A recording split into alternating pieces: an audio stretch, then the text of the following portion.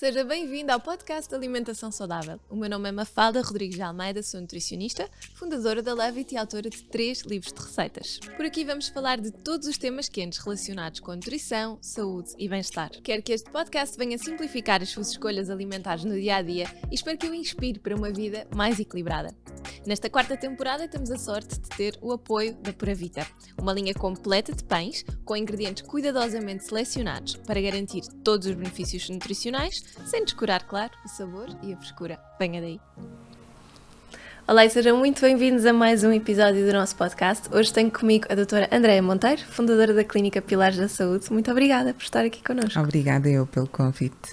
Doutora, queria falar consigo sobre esta questão da medicina. Já tenho trazido alguns médicos, acho que nós conseguimos sempre compartimentar algumas áreas da saúde e isso é muito importante. A sua área é medicina preventiva. Porquê esta área da saúde? Então, a medicina preventiva surgiu por uma necessidade minha, primeiro. Primeiro eu senti falta da medicina preventiva e depois eu comecei a perceber que não era uma necessidade só minha, que era uma necessidade de muitas pessoas. Porquê? Os pacientes chegavam-me na consulta, eu na altura estava no Hospital de São Francisco Xavier, e todos falavam de um cansaço, de um desânimo, de uma falta de resposta, de não acreditarem, e eu comecei a sentir esta frustração de falta qualquer coisa. Até um dia que na consulta uma paciente minha disse-me assim, eu vou-lhe contar. E eu, contar o quê? E ela, posso contar? Eu, conte-me tudo. Olha, eu fui a uma médica que abriu os meus exames todos e disse-me assim, vai parar de tomar os medicamentos todos que está a tomar e nós vamos cuidar de dentro para fora. Eu vou fazer-lhe uma abordagem totalmente diferente. E eu já parei os medicamentos todos, doutora. E como pode ver, eu estou ótima. E eu fiquei assim a olhar para ela e eu disse, ok. Conte-me mais, quero saber. E, no fundo, eu já estava à procura. Isto, assim, falando um bocadinho mais para trás, a minha mãe já me tinha falado do Dr. Lair Ribeiro. Oh filha, vê lá o Dr. Lair Ribeiro, tem muito a ver contigo. Eu já estava nesta procura porque eu sentia falta. E, portanto, quando esta paciente, ou seja, o ponto de mudança foi a minha paciente dizer-me eu não estou a tomar nada dos medicamentos que me passou, eu estou a fazer tudo diferente e estou melhor. E aquilo para mim foi quase que um abanão dizer assim, é mesmo esse o caminho que tens que seguir. Mas eu antes já estava à procura, ou seja, já estava a ouvir o Dr. Lair Ribeiro, que foi a minha mãe que me chamou a atenção para ver o Dr. Lair Ribeiro. Eu já tinha sentido esta necessidade em mim. Eu andava num ponto de cansaço, eu estava muito cansada, eu sempre tinha sido magra, estava a aumentar de peso. Porquê? Porque nós fazemos muitos bancos, muitos turnos à noite, e à noite o que nós temos ali na urgência eram croquetes, rissóis e comida rápida, e nós naquele stress, nós íamos lá acima para fazer uma pausa e era o que comíamos. Eu estava a aumentar de peso, eu estava super cansada, eu deitava-me à noite e suava, encharcava o lençol em água, e eu não sabia o que estava a acontecer comigo. Eu, médica. Eu percebi, mas o que é que se passa? E eu procurei um colega nosso. Ele disse, não sei, André, não sei o que é que tu tens, as análises estão boas, está tudo bem. Eu não sei, deve ser stress, não sei, olha, não sei. E eu comecei a pensar, espera aí, André, isto é um sinal, tens que mudar alguma coisa. Então, juntando estas peças todas, eu percebi, não, é esta medicina que eu quero seguir. Eu então decidi ir fazer uma pós-graduação. Fui estudar com o Dr. Lair Ribeiro, fiz a pós-graduação do Dr. Lair Ribeiro e comecei a estudar e por aí nunca mais parei e descobri a medicina funcional assim, medicina, há quem chame de medicina funcional, medicina integrativa, mas foi assim que eu comecei e não estou nada arrependida, mudou completamente, voltei a encantar-me pela medicina, redescobri o gosto em ser médica. E o que é que nós podemos esperar de uma consulta sua, neste caso uma consulta de medicina integrativa, preventiva, em que é que ela é diferente? Então, o que é que nós fazemos diferente? Na verdade, nós damos esta resposta, ou seja, nós juntamos as peças todas. O que o paciente normalmente se queixa é que tem que ir a vários médicos e falta um que faça a compilação de todas as queixas, de todos os sintomas e que oriente. Então nós é isso que nós fazemos. O que nós fazemos é pegar em tudo e dizer, ok, de facto é preciso, tem que ir ao seu ginecologista no dia tal, tem que fazer o seu Papa Nicolau. Nós orientamos o paciente e nós juntamos as peças todas e nós tentamos perceber o que é que não está bem. Porquê? Porque normalmente nas nossas consultas a nível hospitalar nós não temos tempo. É tudo muito rápido. Então, o que nós fazemos na nossa consulta? Nós juntamos as peças, ou seja, eu vou falar sobre o seu sono, eu vou falar sobre o exercício, nós vamos falar sobre a alimentação, nós vamos falar sobre a suplementação. Nós não vamos deixar de fora o stress, porque são todos fatores que contribuem ou que prejudicam a saúde da pessoa. Então, o que acontece é, a pessoa faz um questionário, que é um questionário bastante minucioso. Nós vamos a todas as áreas da vida e depois nós vamos trabalhar todas essas questões. Nós desintoxicamos, nós trabalhamos hábitos de sono, hábitos de exercício, alimentação, suplementação, estilo de vida. Chamamos a atenção da pessoa da sua autorresponsabilidade, ou seja, acabou esta história da medicina paternalista com o paciente, que eu sou responsável pela saúde do paciente. Não, eu só sou uma orientadora, eu oriento. Mas é preciso chamar a autorresponsabilidade. A pessoa tem que ter consciência de que a saúde está do seu lado. Cuidar da sua saúde é uma responsabilidade da pessoa e não do médico. O médico é um mero condutor e orientador. Exato. Todas as nossas escolhas, todos os nossos comportamentos vão influenciar a nossa saúde, não é? Portanto, não se pode esperar que numa consulta periódica toda a responsabilidade esteja do lado do médico. Exatamente. E nós temos que contar que o nosso sistema de saúde é tendencialmente gratuito, certo? É para dar resposta ao maior número de sintomas que as pessoas têm. Quando a pessoa chega numa consulta de medicina preventiva, medicina integrativa, nós vamos aprofundar, nós vamos ao detalhe. Ou seja, o que nós pretendemos é uma alta performance em saúde, é otimizar ao máximo, é a pessoa viver sem cansaço, é a pessoa viver com energia, é a pessoa viver com vitalidade e não com só ausência de doença. Ou seja, a ideia que nós temos e um dos meus sonhos é as pessoas procurarem o médico sem estar doente. É a pessoa não ter medo de ir ao médico, é a pessoa não ter, ai que horror, eu tenho que ir ao médico hoje, ai que horror, que medo que eu tenho de ir, não vá a doutora descobrir alguma coisa. Ou seja, um dos meus sonhos é a pessoa entender que ir ao médico é uma rotina, é a possibilidade de prevenir situações, é a possibilidade de otimizar situações e não só a ausência de doença, porque as pessoas estão a viver aparentemente sem doença, mas sem qualidade de vida, absolutamente cansadas, frustradas, estressadas. E isso não é saúde. A saúde é um bem-estar geral. A saúde é um bem-estar que a pessoa tem que se sentir bem por dentro, sentir bem por fora, tem que ter energia, tem que ter vitalidade, acordar com disposição. Isso é que é saúde, não é? É verdade. E considera que estes pacientes que a procuram já são pessoas informadas, que se preocupam com a saúde de uma forma geral, ou são pessoas que vieram por recomendação? Que tipo de pessoa é que então, sente? Normalmente é por recomendação. Nós trabalhamos, 95% dos nossos pacientes são amigos de outros pacientes. Portanto, é o boca a boca que funciona. Porque funciona com uma pessoa e então ele passa a palavra. E normalmente são pessoas que já estão informadas de que esta medicina existe, já são pessoas que já estudaram o assunto, normalmente são pessoas que têm muito conhecimento sobre a matéria, acaba por ser muito uma troca de informação e de experiências, mas ainda assim são pessoas que já chegam com alguma queixa, com algum medo, com algum desconforto. Ou seja, são pessoas que estão conscientes de que uma dor é um sinal e que é preciso respeitar. Normalmente, o que é que acontece? As pessoas quando começam a sentir dor, dói-me aqui, dói-me acolá, não tenho energia, vão e compram um medicamento para anestesiar a dor e não vão procurar os seus recursos ou perceber o que é que acontece, porque é que esta dor se está a manifestar. A dor não é nada mais, nada menos do que um sinal, um alerta. Presta atenção à tua saúde, vê lá o que é que está a acontecer contigo.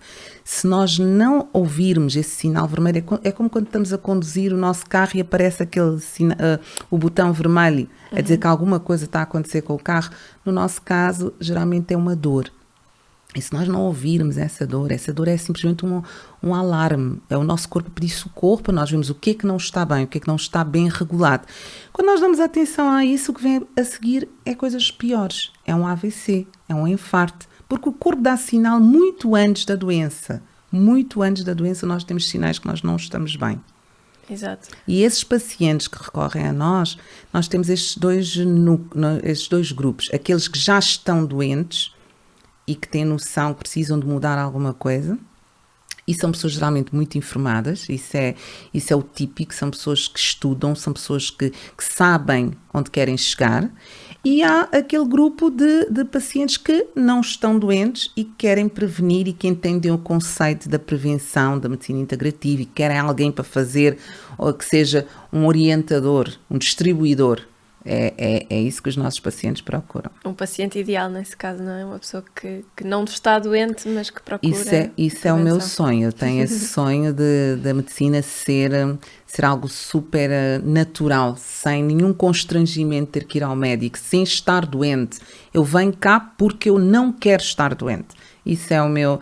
Quando chega esse tipo de paciente no consultório, eu fico toda contente, eu começo a sorrir, uau, parabéns, mas ainda é uma pequena minoria. Sim, ainda temos muito de caminhar. Ainda temos muito para trabalhar. Embora esta questão que estava a referir, que há pessoas que estudam muito e que procuram também, se calhar só se faz o clique de facto marcarem a consulta quando há a tal dor, quando percebem que alguma coisa não está bem. Exato. Quando de facto acontece alguma coisa que as faz ter esse sentido de urgência. Embora estudem muito, não é o suficiente ainda para empurrar para uma perspectiva diferente da saúde. Sim, porque nós vivemos hoje numa sociedade que exige muito de nós. Nós estamos muito pressionados para resultados, nós estamos muito pressionados para sermos as melhores mães, as melhores profissionais, um corpo espetacular, exercício físico, estar nas redes sociais.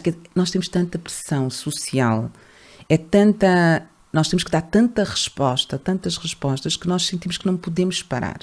Uhum. E o não parar é que nos leva à exaustão. Então, eu falo isso para os meus pacientes, mas permanentemente isto também serve para mim. Eu estou sempre a fazer este retrato da vida dos meus pacientes, é a minha vida. Portanto, isto para mim serve-me todos os dias as histórias que eu ouço no consultório servem para eu também eu estou permanentemente a ter a atenção à minha vida. Atenção, já estás outra vez aí pelo caminho do excesso. Volta àquilo que é importante. Porquê? Porque nós estamos nesta correria, nós sentimos que o tempo voa e que temos muita coisa para fazer, mas o que é que faz sentido se nós não tivermos saúde? Verdade. É que sem saúde tudo o resto não faz sentido. Só que só lembramos disso quando perdemos a saúde. Não é? O meu mestre, o Dr. Lair Ribeiro, tem uma frase que eu tenho na entrada da clínica. Lá na Clínica Pilares da Saúde, a pessoa chega e a primeira coisa que lê na parede é: se não arranjar tempo para cuidar da sua saúde, terá que arranjar tempo para cuidar da sua doença. Porque isto é muito forte, isto impacta. Enquanto a pessoa está na sala de espera, olha para aquela frase e geralmente já entram para a consulta com um mindset diferente. Porque o que toda a gente diz é: eu não tenho tempo para fazer as minhas refeições, eu não tenho tempo para organizar as minhas refeições, eu não tenho tempo para ir ao ginásio, não tenho tempo. As pessoas não têm tempo. E eu pergunto: ok, não tem tempo, e quando faltar a saúde? Não é mais fácil nós prevenirmos? E é esse o meu sonho. Eu vivo com este ideal de conseguir passar a mensagem que prevenir é muito melhor do que depois remediar. É muito barato, é muito mais fácil, porque quando nós perdemos a saúde, recuperar demora muito tempo. É isso que as pessoas depois, quando querem uma resposta rápida, não, demora. Porque perder é fácil, recuperar demora. Exato. Demora e é doloroso, e pode ser doloroso para nós por perda de independência, por perda de trabalho, por sobrecarregarmos outros familiares, seja o que for, não é? Portanto, pode ser realmente muito pior e eu acho que a nossa sociedade não nos educa desde pequeninos a pensarmos ainda dessa forma, por isso que se calhar ainda vai demorar algum tempo e vão ser necessárias algumas gerações ainda para percebermos isso e para de facto ser um abraço. Sim, várias gerações e não só, políticas neste sentido também, não é? É necessário chamar a atenção que a prevenção é importante e não só a prevenção secundária, como a prevenção primária, ou seja, antes do evento. Não é só prevenir depois do evento. E prevenção sem ser detecção. Ou seja, o que é que eu quero dizer com isso? Muitas vezes os pacientes chegam-me na consulta e disseram: sim, eu fiz a prevenção do câncer da mama e fiz a mamografia. Ótimo. A mamografia não é propriamente uma prevenção. Exato. E as pessoas não entendem qual é a diferença entre prevenção e detecção precoce. Fazer a mamografia, o que nós estamos a fazer é detecção precoce, que é ótimo, com certeza, vai evitar que a pessoa detecte um cancro no estadio mais avançado e que possamos permitir um tratamento mais eficaz. Ok, mas isso é detecção precoce. O que é prevenção? Prevenção não é fazer a mamografia. Não, prevenção não é fazer a colonoscopia. Isso é detecção precoce. Qual é a diferença? Então, o que significa prevenção? Prevenção é nós percebemos o que entre a genética e a epigenética, o que é que nós podemos fazer? O que é que eu quero dizer com isso? A genética é, nós nascemos com um potencial genético de ter ou não uma doença, ok? Mas a epigenética é tudo o que rodeia, tudo o que vai proporcionar que essa genética se expressa. Então, o que é que nós podemos fazer para que não haja a expressão genética do câncer da mama? O que é que o nosso sono tem a ver com isso? O que é que a nossa alimentação tem a ver com isso? O que é que o stress com que vivemos tem a ver com isso? Então, isto sim é prevenção. Prevenção é isso, é nós trabalhamos todas as questões que têm a ver com a epigenética, tudo o que nos permite melhorar, tudo o que nos permite otimizar a nossa imunidade, tudo o que nos permite melhorar o nosso sistema imunitário, que os nossos NCAPs, os natural killers, possam comer todas as células cancerígenas que apareçam. E nós podemos fazer isso. Há muito trabalho para fazer sobre isso e já há muitos estudos publicados. Me falo que isto é outra coisa que... mas isto não é científico, isto é pseudociência. Não, está lá, PubMed, Lancet, todos os dias saem não sei quantos artigos sobre isso. Então é importante as pessoas pararem com esta desculpa de que não é científico. É científico, há publicações, então vamos ler as publicações, vamos estudar e vamos fazer. Isso sim é prevenção. Exatamente. E uma das coisas que vimos também nos seus posts é que um dos principais motivos que levam as pessoas à consulta é a modulação hormonal bioidêntica. O que é este conceito, no fundo? Olha, isso nós chamamos a modulação hormonal bioidêntica a cereja em cima do bolo. Ou seja, é a última coisa que fazemos. Quando a pessoa chega na consulta, nós começamos primeiro pela fazer análises, desintoxicar, melhorar todos os aspectos, vitaminas, minerais, tudo o que não está otimizado, ou seja, aquilo que eu chamo da alta performance em saúde, otimizar ao máximo tudo o que a pessoa pode otimizar, e só depois é que chega a modulação hormonal. Porquê que chega no fim? Chega no fim porque, normalmente, quando a pessoa começa a ter uma diminuição da produção hormonal, é porque falta nutrientes, é porque falta... vou dar um exemplo assim muito simples só para poder explicar melhor o que é que eu estou a querer dizer. A vitamina D é precursora das hormonas, certo? Se a pessoa tem uma carência de vitamina D, vai ter uma diminuição da produção hormonal. Então, eu não posso estar a modelar nem a otimizar a parte hormonal sem antes otimizar a vitamina D. Por isso que a modulação hormonal é das últimas coisas que nós fazemos. É quando a pessoa já está a entrar na fase da manutenção na nossa consulta. Então, o que é a modulação hormonal bioidêntica? Modular e não substituir. Modular é, ok, se a pessoa está a começar a baixar, o nosso corpo dá-lhe uma indicação para subir outra vez. E nós não vamos substituir a produção hormonal da pessoa, nós vamos modular a produção hormonal. Porquê bioidêntica? Bioidêntica porquê? Não é algo natural. As pessoas confundem muito, é bioidêntica, é natural. Não, não é natural. É uma substância química que, em termos de formulação química, em termos de chave-fechadura, vou-lhe dar um exemplo, é uma progesterona que é igual à nossa progesterona original, em termos de composição química, em termos de organização da molécula. Por isso que é bioidêntica. E qual é a vantagem disso? O nosso corpo reconhece como sendo nosso, porque a estrutura molecular é igual à nossa. Então, nós não estamos a dar ao nosso corpo nada que ele não reconheça. E nem tampouco nós estamos a dar altas doses para substituir a nossa produção hormonal. Nós estamos simplesmente a modular. E o que é isto de modular? A partir dos 35 anos, o nosso corpo começa a diminuição da produção hormonal. As pessoas pensam, a menopausa é por volta dos 50 anos. Não, a menopausa não é por volta dos 50 anos. Eu ia perguntar isso. Quem procurava mais já eram mulheres em fase de menopausa, não é? Que às vezes é quando se começa a chamar mais a atenção. Exato, Mafalda, mas mais uma vez, o meu sonho é que as pessoas entendam que é importante começar muitos anos antes. Exato. Porque a menopausa é a última menstruação. E antes da menopausa nós temos a perimenopausa, que é um ano antes da menopausa. Antes da menopausa, a mulher já começa a ter vários sintomas. E isso é a última menstruação. Mas não é isso, não é nesse ponto que eu gostava e a maioria, era essa a pergunta que a Mafalda fez, a maioria que chega na consulta já em menopausa, óbvio, é isso mesmo. Só que o que é que nós queríamos? Que as mulheres a partir dos 35, 40 anos, que é quando as mulheres que estão lá em casa, que têm 35 anos, sabem do que eu estou a falar. É quando a mulher diz, comecei a notar mais celulite. Comecei a notar que já é mais difícil perder uns quilinhos quando eu exagero um bocadinho. Eu já acordo cansada.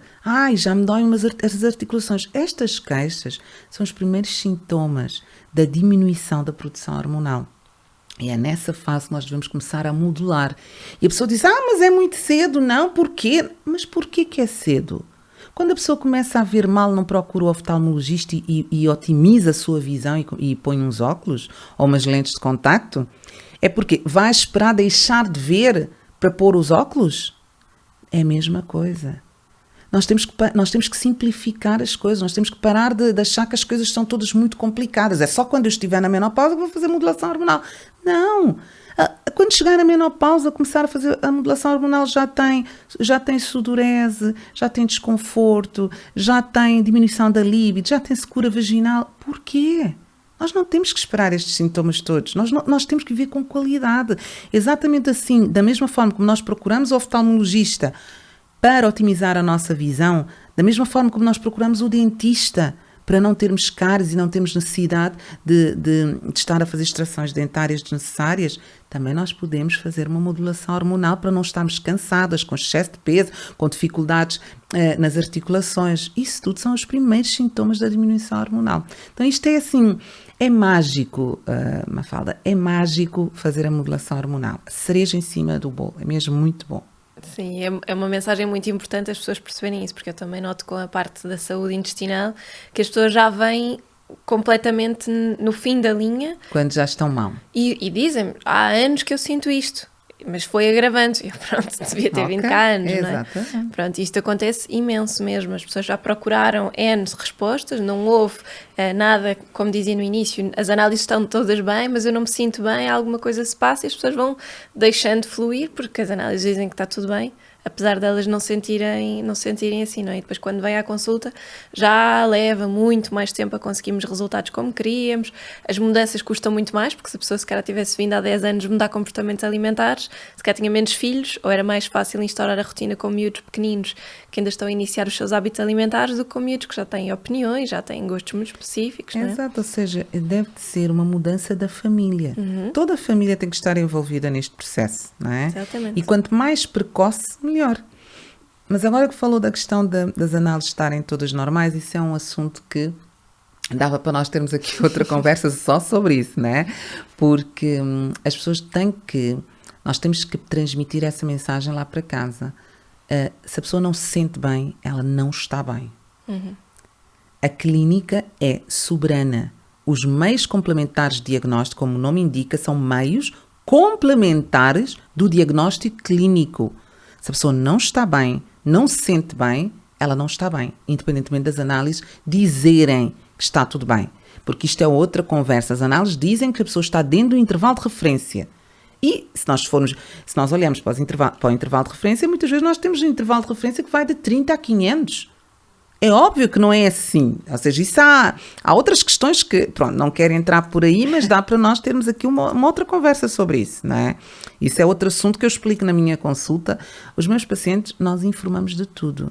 Eu explico ao paciente porque que, embora ele está dentro do intervalo de referência, ter 30 de ferritina não é bom. Exato. Isso também é o prato do dia Não nas é? minhas consultas. Portanto, é assim, embora eu explico o que é um intervalo de referência. Intervalo de referência nada tem a ver com intervalos ótimos. É meramente estatístico. Então, isso é importante o paciente perceber, para que ele possa entender. Ok, embora eu estou dentro deste intervalo de referência, eu não me sinto bem. Se eu não me sinto bem, eu não estou bem. Porque a clínica é soberana. Sim, é verdade. E quando falamos em medicina preventiva, em medicina anti-envelhecimento, também é importante que as pessoas percebam que não estamos a falar só de prevenção de rugas, estamos a falar de envelhecimento interno, não é? Da sobrecarga que estamos a fazer ao nosso corpo, o nível de toxinas que se vai acumulando, e acho que cada vez também mais se fala nas áreas de saúde, embora eu acho que isso é um tema que não passa bem para os nossos pacientes, da questão da acumulação de toxinas e do efeito nocivo que isso pode ter na saúde ao longo dos anos, não é? Por isso é que tantos comportamentos que nós podemos ter no dia-a-dia influenciam negativamente ou positivamente a saúde. Sim, as medicinas mais antigas valorizam muito a desintoxicação, a importância da desintoxicação. Daí a hidrocolonterapia e fazer mesmo um programa de desintoxicação é muito valorizado na medicina ayurvédica, na medicina chinesa. A medicina ocidental tende a não lembrar muito da importância desse processo, mas que nós, a medicina preventiva, levamos isso muito a sério. É muito importante fazer esse processo de desintoxicação. E a medicina preventiva e anti-envelhecimento, a questão das rugas também é um plus. Se isto for importante para a pessoa, acho não que é importante para quase toda a gente. Se for importante, eu costumo dizer, nós não tratamos aquilo que não incomoda a pessoa, do ponto de vista estético. Né? Nós só tratamos aquilo que incomoda. Mas a medicina preventiva e anti-envelhecimento tem a ver com anti-envelhecimento do cérebro, tem a ver com o anti-envelhecimento das nossas mitocôndrias, tem a ver com o anti-envelhecimento das nossas articulações. Não é não envelhecer, é envelhecer sim, mas com saúde. Envelhecer sim com qualidade. Ninguém quer morrer cedo. Ninguém quer morrer cedo. Todas as pessoas querem viver. Agora, viver com saúde, viver com qualidade, viver com energia. Saúde mental. Saúde das nossas mitocôndrias, que são tão importantes. Se nós não tivermos um trabalho de anti-envelhecimento das nossas mitocôndrias, vamos ficar doentes precocemente. Se nós não tivermos o cuidado do anti-envelhecimento cerebral, como é que é uma pessoa nas nossas profissões sem memória? Ou então um professor que está exausto, em burnout, que de repente a memória está a dar uma aula e já não sabe o que é que ia dizer. Qual é a importância do anti-envelhecimento cerebral? Muita.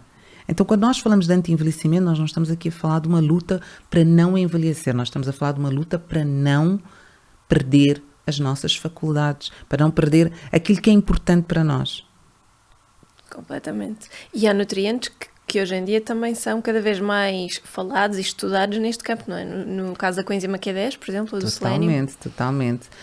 Por exemplo, para o cérebro, muito importante, o DHA, não é? Nós temos que orientar os nossos pacientes nesse sentido, com o ômega 3 é muito importante para a saúde cerebral.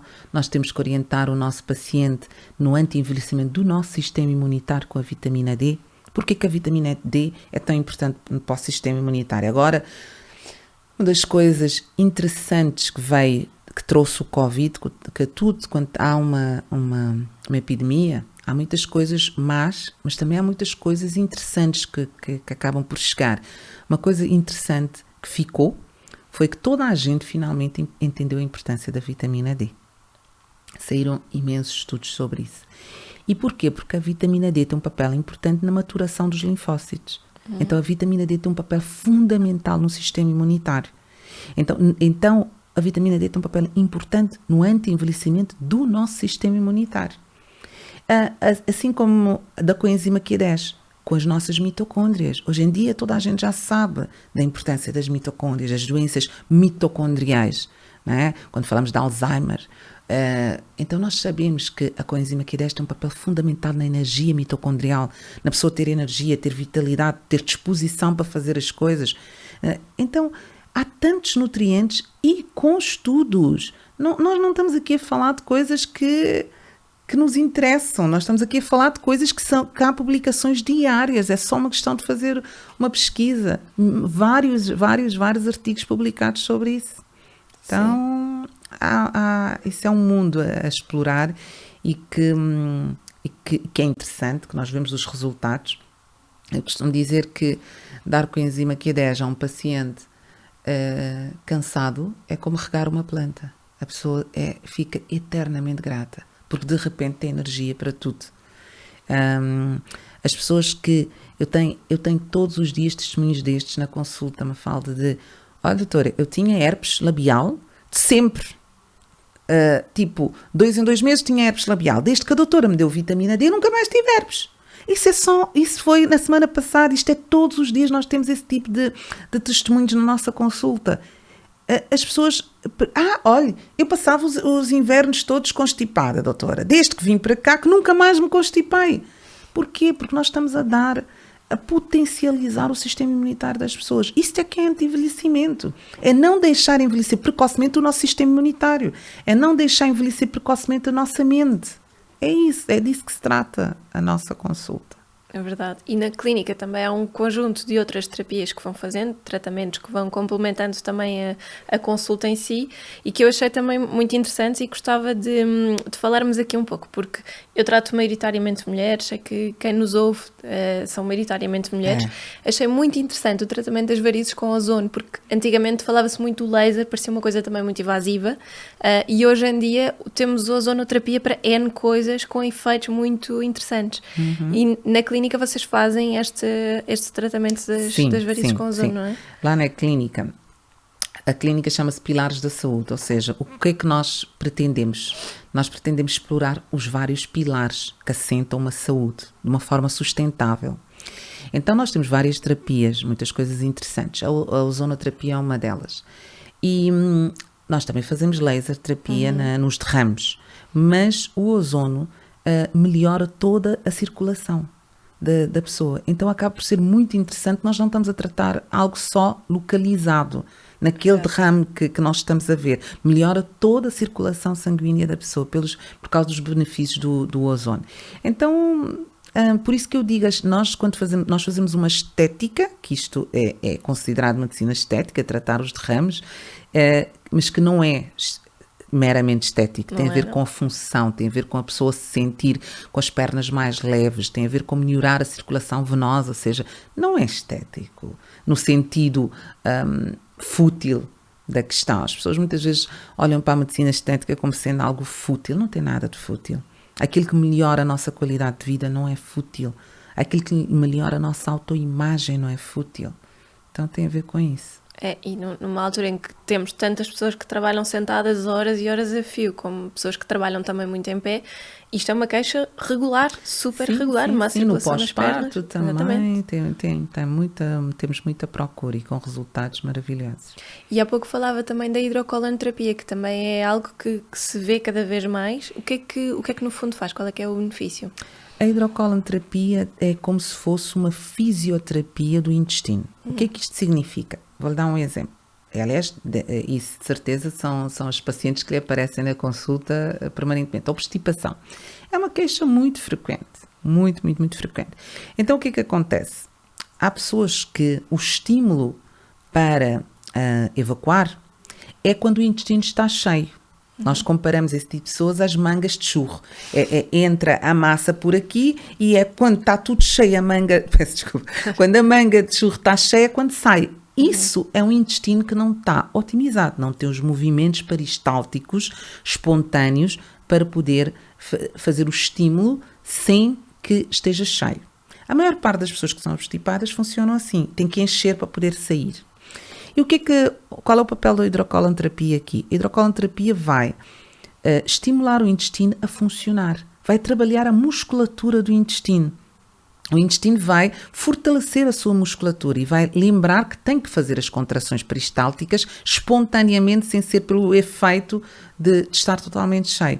Então, isso é uma mais-valia incrível, a parte da reeducação do tecido muscular do intestino para que ele possa contrair espontaneamente e fazer um bom trabalho sem ser pelo o intestino estar cheio. Tanto como é que as pessoas percebem isso? Fazem uma hidrocolonterapia, o intestino fica limpinho, fica vazio. E só volta a funcionar 7 dias depois. Isto significa o quê? Foi preciso 7 dias para o intestino voltar a encher. Isso mostra que o intestino não funciona sozinho. Ele não tem os movimentos peristálticos que era necessário ter para que funcionasse sem estar cheio. Então isso é uma indicação que para a pessoa perceber, ups, o meu intestino não está bem. Demorou 7 dias a voltar a funcionar, demorou 4 dias a voltar a funcionar. Isto é um ponto. Outro ponto é a desintoxicação, é a tal limpeza das toxinas que falava. O nosso intestino é longo. Muitas vezes nós não fazemos um bom esvaziamento do nosso intestino. É uma acumulação de toxinas. As pessoas que têm, por exemplo, divertículos. Divertículos são os saquinhos ao longo do intestino que vai acumulando lá dentro restos. E quando acumula o saquinho, pode até dar a situação de uma diverticulite, que é uma inflamação do divertículo, e então ser uma situação muito, muito séria. Esse tipo de pessoas beneficiam imenso em lavar o intestino, em limpar o intestino, para esvaziar os tais saquinhos. Então, é uma terapia com muito, muito interesse, principalmente do ponto de vista da desintoxicação e da limpeza do intestino. Sim, acho que é muito interessante, tanto a nível da ozonoterapia como da hidrocolonterapia. As duas têm esta vertente também de ajudarem na parte de saúde intestinal, é algo que eu falo sempre também nas consultas, e acho que são terapias muito mais suaves quando pensamos numa forma de atuar. Podemos fazer ao longo do tempo, podemos reeducar, percebemos que o intestino que seja obstipado, a obstipação é uma coisa crónica, é uma coisa que se treina, que se consegue resolver, e acho que isso também é uma crença que nós temos enraizada, que não está certa, não é? Exato. É preciso perceber que nós conseguimos resolver. E há outra coisa que também me chamou muita atenção no seu trabalho, que é a imunohemoterapia. O que é que isto significa? Como é que funciona? Então, a imunohemoterapia é a minha especialidade de origem, ou seja, eu antes de ir para a medicina preventiva, o que eu fiz de especialidade convencional foi a imunohemoterapia. É uma especialidade convencional que está lá na ordem dos médicos, portanto, nós fazemos os nossos 6 anos de medicina, depois temos mais 2 anos, no meu tempo eram 2 anos, agora é 1, de medicina tutelada, e só depois é que entramos na especialidade. E eu fiz uma especialidade de 5 anos de imunohemoterapia. A imunohemoterapia é uma especialidade maravilhosa, ou seja, nós conseguimos trabalhar várias vertentes da medicina, tudo muito ligado ao sangue, ou seja, tem muito a ver com o sistema imunitário, tem a ver com doenças do sangue e doenças imunes do sangue. Assim, falando de uma forma muito simples, ou seja, nós tratamos todas as patologias do glóbulo vermelho, as patologias das plaquetas, e principalmente as patologias benignas. Então, todo o tipo de anemias somos nós que tratamos, as alterações das plaquetas também somos nós, as alterações da coagulação também somos nós que tratamos. Então, a parte que eu mais gosto da imunohemoterapia é a parte do sistema imunitário. Essa é a minha grande paixão. E que me permite juntar, ou seja, eu costumo dizer que quem vai a uma consulta minha, não vai a uma consulta de medicina preventiva, vai a uma consulta de imunohemoterapia, junto com uma consulta de medicina preventiva, junto com uma consulta de medicina estética, porque eu não consigo ser, agora estou aqui a trabalhar isto com um paciente, eu só sou agora de imunohemoterapia, eu só sou agora de medicina preventiva, eu só sou de estética, não. Eu sou uma médica com estas várias vertentes. Então, quando olho para uma pessoa, eu estou a trabalhar as várias questões. Eu faço medicina preventiva cuidando sempre da imunidade. A imunidade, para mim, é um pilar basilar, essencial, que eu não deixo nunca de parte. Porque se nós tivermos um sistema imunitário otimizado, temos tudo. Não é? Eu digo sempre, o nosso sistema imunitário são soldados a trabalhar para nós. Eles cuidam de tudo, eles estão permanentemente a fazer o patrulhamento do nosso corpo, a ver onde é que estão as células cancerígenas, onde é que estão as bactérias, onde é que estão os vírus, que é para eles cuidarem de nós. Então temos que tratar o nosso sistema imunitário com muito carinho. Essa é a parte que eu mais gosto na imunohemoterapia, é o que eu mais faço e que eu junto sempre à medicina preventiva. Ou seja, uma consulta de medicina preventiva já tem lá a imunohemoterapia dentro. Sim, já está super completa, não é? Já está. É fundamental. E há uma vertente que eu também acho muito interessante e que eu gostava de abordar aqui por sentir que parece que ainda é uma barreira também no atendimento de saúde, que é a questão da suplementação. Há pouco falávamos da questão das análises, por vezes não estarem bem, que é preciso de facto investigar, é preciso perceber melhor, e eu acho que nós temos muita crença de que, olhando para umas análises, se está tudo dentro dos intervalos de referência, vamos assumir que a vitamina D estava em níveis suficientes, a pessoa tem muita resistência, pelo menos eu vejo isso nas minhas consultas, as pessoas têm muita resistência a uma suplementação sem a razão aparente daqueles números. É importante nós também percebermos que não é só isso, não é? Que a suplementação pode ter um papel muito além destes intervalos de referência aqui no mínimo, não é? Vitamina D em níveis suficientes, muito rapidamente chegamos a outubro e acabou. Não está insuficiente. Isso é uma excelente questão que eu realmente gostava de conseguir trabalhar aqui. A suplementação é um mundo, não é? Temos vários problemas com a suplementação. Primeiro porque é de venda livre e as pessoas chegam numa loja e querem comprar tudo e sem orientação de um profissional de saúde que perceba do assunto. E isso é um problema. Eu costumo dizer, não é por ser natural que é bom. A água demais faz mal. E não é por ser natural que é bom. Provavelmente a pessoa pode chegar numa loja e comprar a vitamina que não precisa. Só porque ouviu dizer que a amiga tomou e que fez-lhe bem, quer tomar também. Não, pode não precisar. E então, a primeira mensagem sobre suplementação que eu deixo aqui é preciso orientação de um profissional de saúde. Vamos parar com esta história de que é de venda livre e que eu posso chegar e comprar e tomar porque a amiga tomou. Não. Depois há outra questão. Esta de tomar ou não tomar por causa dos níveis de referência. É assim, nós como profissionais de saúde, nós temos que saber explicar isso ao nosso paciente. Porque já passou a era do que o paciente chegava e nós, olha, é para tomar isto, está aqui a receita e tome e pronto. E porquê? Não interessa, é para tomar. Isso já não existe. O médico que não consegue estabelecer uma relação de empatia e de confiança perde o paciente. O paciente sai da sala e pega no receituário e deita para o lixo. Se ele não perceber o porquê de tomar. Hoje em dia nós conseguimos perceber, através das receitas eletrónicas, qual é a percentagem dos medicamentos que os doentes tomam e que não tomam. É muito baixa. Os pacientes saem da consulta e não haviam as receitas. E nós perguntamos porquê? Porque eu não percebi para que era. Então, temos que explicar ao nosso paciente o porquê de tomar as coisas. Eu sei que não há tempo e as pessoas estão lá em casa a dizer era o que faltava uma consulta de 20 minutos, agora eu tenho que explicar tudo. Pois, é por isso que são necessárias consultas de 1 hora. Bem, mas quem pensa isso normalmente são os profissionais de saúde, não é? Que têm as agendas completamente atolhadas, não é? Exatamente. Eu enquanto paciente, eu próprio, enquanto profissional, sinto que uma consulta de 1 hora é super importante. Enquanto paciente, sinto que vou às vezes a consultas que são 10, 15 minutos, 20, nem tanto, não é? E já tive consultas com a pediatra da minha filha, que é assim muito old school e que não corriam nada bem precisamente por causa disso, porque havia um contestar de probióticos que não servem para nada. Não lhe dei fibras na introdução alimentar porque isso não serve para nada. E eu a ver os resultados, não é? E a explicar-lhe só, olha, fiz isto, fiz esta mudança, correu bem, experimentámos isto, correu bem, fez péssimo. Isso não faz nada, isso não tem evidência científica. E tivemos esta conversa. 2 profissionais de saúde, certo, áreas diferentes, mas é muito frustrante ainda, porque sabemos que o atendimento ainda tem muito disto. O dizer que não há evidência científica sobre estas áreas é a mesma coisa que dizer ainda não tive tempo de estudar. É isso que eu penso. Porque as evidências científicas estão lá. Agora, eu entendo que na correria de hoje, o médico tem uma exigência muito grande, não é? Nós estamos a ouvir todos os dias as notícias e falta tempo para estudar e para ir à procura das evidências científicas que já estão lá, estão à nossa disposição.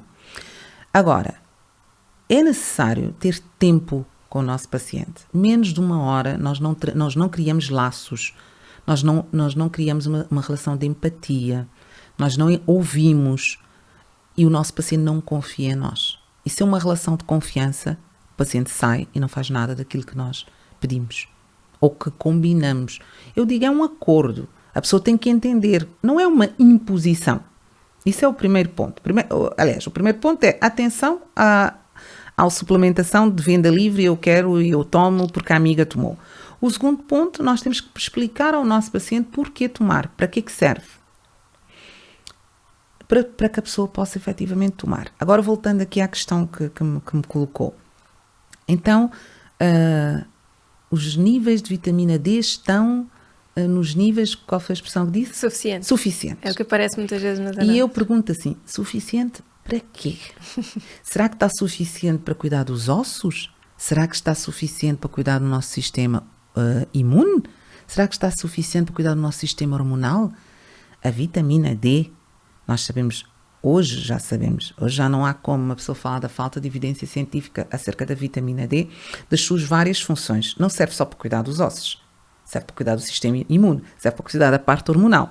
Então, o que é suficiente? É suficiente para quê? Se calhar, para os ossos, se nós tivermos 50, se calhar chega. Mas se for para cuidar do sistema imune, 50 não chega. Então, o que nós temos que explicar é isso ao nosso paciente. O que é que eu quero? O que é que eu pretendo dessa vitamina? Onde é que eu quero que esteja? Porquê desse intervalo de referência? Olha, este intervalo de referência vai daqui até aqui. Por exemplo, eu há bocadinho estava-lhe a falar da ferritina, que é a reserva de ferro no organismo. Que hoje em dia, nós todos já sabemos que a ferritina baixa, a ferropénia, já é uma entidade nosológica independente, independentemente de ter anemia ou não. A pessoa só por ter ferro baixo já tem uma doença, já tem um problema de saúde. Não precisa de estar associada à anemia, que isso ainda é um conceito muito antigo. As pessoas dizem, a ferritina está baixa, mas não tem anemia, portanto está ótimo. Não! A ferritina baixa por si só já causa vários problemas de saúde. Vai ter impacto no nosso sistema imunitário, vai ter impacto no funcionamento da tiroide. Por isso que muitas vezes as pessoas estão com a tiroide lentificada e com um hipotiroidismo funcional. Porquê? Porque tem uma reserva de ferro baixa. Por isso que o cabelo fica fraco, por isso que as unhas ficam fracas. Porquê? Porque tem um ferro baixo. Então, mas depois a pessoa abre as suas análises. Intervalo de referência da ferritina. 30, às vezes depende do laboratório, que isso é outra questão importante, abre as suas várias análises e vai ver. Os vários laboratórios não fez as análises. Se for no laboratório X, que eu não vou aqui estar a falar de marca, o intervalo pode ser de 30 até 300. Noutro laboratório, o intervalo pode ser de 25 até 600. Então, a pessoa tem que ter um olhar crítico. É esse olhar crítico que os meus doentes têm. Mesmo às vezes, por isso que eu digo que são pessoas que já perceberam que alguma coisa aqui está errada. Espera aí. Então, mas os intervalos são diferentes de laboratório para laboratório. Então, como é que a pessoa pode estar bem de 30 até 500? Isso é normal? É isso que nós temos que explicar ao nosso paciente. Não, é por isso que é preciso tempo. Uma consulta de primeira vez, 1 hora e quarto, 1h30. Uma consulta de segunda vez, a mesma coisa. A partir daí o paciente já entendeu. Porque se eu não tiver tempo para explicar isto ao nosso paciente e dizer, olha, este intervalo de referência tem a ver com isto, eu explico tudo, eu mostro, eu faço a curva de Gauss, eu explico o que é um intervalo de referência, eu explico o porquê que para atingir determinado objetivo eu não tenho que estar aqui na parte esquerda do intervalo de referência, nos 30, eu se calhar tenho que estar na parte direita do intervalo de referência. E eu explico isso ao pormenor e a pessoa entende o porquê. E a partir do momento que a pessoa entende, nós temos ao nosso lado um parceiro. Eu já não estou aqui para impor que a pessoa tome. Não, a pessoa sabe porque que está a tomar. A pessoa sabe qual é o objetivo. Nós trabalhamos por objetivos. E é isso que é importante nós explicamos na suplementação. Olha, eu vou-lhe dar esta vitamina D porque eu quero atingir determinado valor. E esse valor é importante para si porque eu não estou a trabalhar só para os seus ossos, eu estou a trabalhar para o seu sistema imunitário, estar otimizado. Então é aqui que nós entra o conceito na consulta de alta performance em saúde. Eu não quero estar aqui na parte esquerda do intervalo de referência, como os outros que estão cansados, como os outros que estão debilitados. Eu quero estar na parte direita do intervalo de referência, que é como os que estão otimizados, aqueles que estão com energia, aqueles que estão com vitalidade, aqueles que estão com vontade de fazer coisas. E quando nós explicamos isso, a pessoa diz, uau! Já percebi. E há outro conceito que é importante na suplementação. Portanto, primeiro é tomar os suplementos que nós efetivamente precisamos e não tomar o suplemento só porque sim. E nós só sabemos se precisamos ou não quando fazemos análises. Não há outra forma de... Claro que há. outra forma. Qual é a outra forma? Clinicamente. A pessoa chega ao pé de mim e fala-me na consulta, eu já sei exatamente quais são os déficits que a pessoa tem. Eu não preciso. Uma pessoa que me chega com uma pele baça, com queda de cabelo, com cansaço, é óbvio, e eu faço uma análise, uma anamnese, eu faço assim para ver as mucosas da pessoa, mucosa branca. Eu já sei que tem falta de ferro, não é? Ou seja, nós conseguimos, através de uma boa anamnese, antever quais é que são os déficits que a pessoa tem. Agora, nós não podemos, hoje em dia, simplesmente porque nós temos a parte da anamnese e a parte clínica, atuar de uma forma personalizada, de uma forma ir ao ponto. Não, eu digo, ok, já que eu tenho essa possibilidade de pedir análises e de saber exatamente de onde é que eu estou a partir, eu faço. Por exemplo, é o que eu aconselho muitas vezes os nutricionistas a fazerem. Associem-se, vão trabalhar com médicos que estão dispostos a pedir estas análises, porque muitas vezes na nutrição, a nutricionista não tem acesso às análises que ela gostaria de ter para poder fazer um bom ajuste, um bom plano alimentar, não é? Ir buscar as fontes. Porque o ideal não é a pessoa tomar suplementos. A pessoa não vai viver só de suplementos. A pessoa tem que ter uma boa alimentação, ir buscar as fontes certas de vitamina B12. A pessoa tem que perceber, ok, onde é que está o ferro? E isso é o papel da nutricionista. Ajudar a desenhar um plano alimentar onde a pessoa vai buscar as fontes certas, as fontes mais biodisponíveis de cada nutriente. Portanto, a alimentação e a suplementação têm de andar de mãos dadas. Então, a partir do momento que eu tenho a possibilidade de pedir análises, e então eu faço já uma suplementação dirigida. E aí a pessoa tem a confiança, a certeza que precisa daquele suplemento. Não é porque, a doutora disse que eu preciso, mas se calhar não preciso. Não, está aqui que precisa. E então vamos fazer. Então é mais uma forma do paciente de facto aderir ao plano dietético e ao plano de suplementação. Então a suplementação tem estas várias nuances. Mas há uma nuance que as pessoas esquecem e que eu acho que é muito importante. Muitas vezes a pessoa diz assim, ok, já fui à consulta, já sei que eu tenho que fazer suplementação de determinado vitamina ou determinado mineral e agora vou fazer o resto da vida e não volto lá mais. A suplementação é cíclica, deve ter a ver com os meses do ano. Nós temos que respeitar a natureza. Agora no inverno nós precisamos mais de vitamina C, certo? Para o nosso sistema imunitário. Se calhar depois quando começar a chegar próximo do verão, nós já estamos a precisar de outros nutrientes. Então nós temos que ter essa atenção que nós temos que ir adaptando ao longo do ano. E depois há outra coisa que é a deficiência relativa. O que é deficiência relativa? Eu dou o zinco. E como é que está o cobre? Qual é a relação de zinco e cobre? Se eu dou zinco, eu também tenho que perceber se a relação do zinco e do cobre está bem. Porque são muitas vezes nutrientes que trabalham juntos. Eu não posso dar muito zinco e esquecer de ver como é que está o cobre. E as pessoas não sabem nem têm que saber disso. Isso é trabalho do médico, isso é trabalho do médico e da nutricionista, trabalharem juntos estas questões das deficiências relativas que depois vão acontecendo ao longo do processo de tratamento, se não for uma coisa feita de uma forma equilibrada, com pés e cabeça. Portanto, não é só, eu vou ali, agora eu tenho os suplementos, vou fazer estes suplementos para o resto da vida. Não, é preciso adaptar à fase, aos meses do ano. É preciso adaptar às fases da vida, à fase em que a pessoa está mais cansada, que está com um esforço maior, que está a fazer mais viagens. Então é preciso um determinado reforço de alguns suplementos. Não, há a fase em que é preciso reforço de outros. E depois há a altura em que é preciso fazer contas. Eu quando dou 15 de zinco, eu tenho que dar 1 de cobre. E as pessoas têm que perceber que não é só fazer, é fazer e fazer bem feito. É simples, mas tem que ser bem feito. Então, sobre suplementos é assim um mundo, acho que já me estiquei um bocadinho, porque eu gosto muito deste assunto e é um assunto que às vezes é visto com muita leveza, é só comprar umas coisas. Não, é natural, mas bem feito é que faz bem. Exato, e tem muito mais pormenores e muito mais nuances do que muitas nuances, as pessoas têm noção. E esse tempo para explicar, acho que também é muito importante, para ligar, para fazer essa empatia, para que as pessoas percebam não só porquê de estarmos a mudar, mas também, por exemplo, no caso da nutrição, nós perdermos tempo para explicar, estamos a investir no fundo, para que aquela pessoa se sinta confiante para as mudanças e perceba, ok, esta mudança de facto vai ter um impacto. Se nós não perdemos tempo a explicar, não vamos conseguir de facto que a pessoa faça as outras mudanças todas que vão requerer esforço e que vão requerer que ela pare com estas questões de não tenho tempo, não consigo, não vou lá chegar, ou não vale a pena, ou eu não preciso, eu já sei como é que se faz, que impactam a sua saúde como um todo. Não é? E fazemos a pessoa sentir que faz parte do processo. Nós só nos juntamos àquilo que nós sentimos que fazemos parte. Não, eu não estou a fazer porque a doutora quer, eu estou a fazer porque eu quero.